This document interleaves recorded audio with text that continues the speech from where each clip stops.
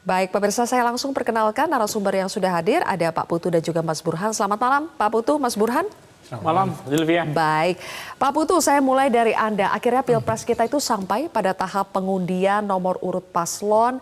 Menurut Anda dengan adanya dinamika putusan MK soal syarat usia Capres-Cawapres, apakah itu cukup menyulitkan KPU untuk menindaklanjuti putusan MK? Ini kita berbicara dari perspektif mantan komisioner KPU dulu nih, Pak Putu. Iya, yang sudah pasti adalah kalau Prabowo Gibran menang, maka problem ini sudah akan menjadi satu item akan masuk di Mahkamah Konstitusi.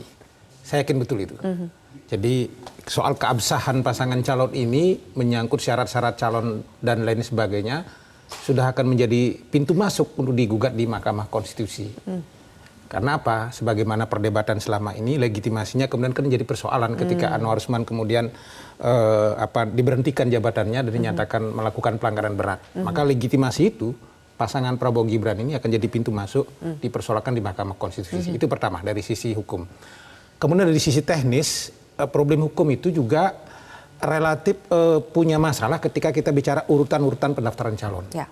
19 sampai 25 Oktober pendaftaran calon masih menggunakan peraturan KPU nomor 19 yang di situ masih batasan usianya 40 tahun, belum mengadopsi putusan MK. Peraturan KPU yang kemudian diubah menjadi 23 tahun 2003 yang mengadopsi putusan MK itu baru tanggal 3 November. Artinya apa? Dari proses pendaftaran calon sampai kemudian proses verifikasi kemarin masih menggunakan produk lama. Ya. Dan ini akan jadi celah hukum ketika kemudian dipersoalkan di Mahkamah Konstitusi. Dan memang sudah dipersoalkan karena KPU digugat 70,5 triliun rupiah ke Pengadilan Negeri Jakarta Pusat karena menerima pendaftaran pasangan Prabowo Gibran sebelum merevisi peraturan KPU nomor 7 tahun 2017 terlebih dahulu. Apa yang saya warning sudah terjadi itu. Sudah digugat. Dan ini ketika hasil, kalau kita bicara bahwa MK menjadi pemutus terakhir dari perselisihan Pilpres, dia pasti akan jadi satu bahan gugatan tersendiri. Oke, tapi apakah sebetulnya memang PKPU-nya harus direvisi terlebih dahulu, Pak Putu? Idealnya seperti itu.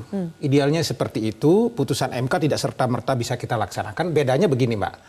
Kalau sekarang dengan ada mekanisme atau sistem konsultasi ke DPR jadi lebih panjang. Kalau zaman saya dulu dalam waktu 6 jam sudah selesai. Ya. Bisa langsung diubah gitu ya. Ini yang membuat proses panjang, dia akan memunculkan satu celah hukum baru dari sisi teknis dan hukum untuk kemudian punya potensi gugatan. Oke, menurut Anda apa alasan KPU yang saat ini belum merevisi PKPU sebelum menerima pendaftaran? Ya karena limitasi waktunya kan sangat terbatas, 2 hari sebelum tutup itu baru kemudian putusan MK datang dan pada saat itu DPR masih reses. Sehingga tidak bisa menerima konsultasi dari DPR. Jadi semua dari KPU, sehingga semua kesannya seperti terburu-buru, serba target.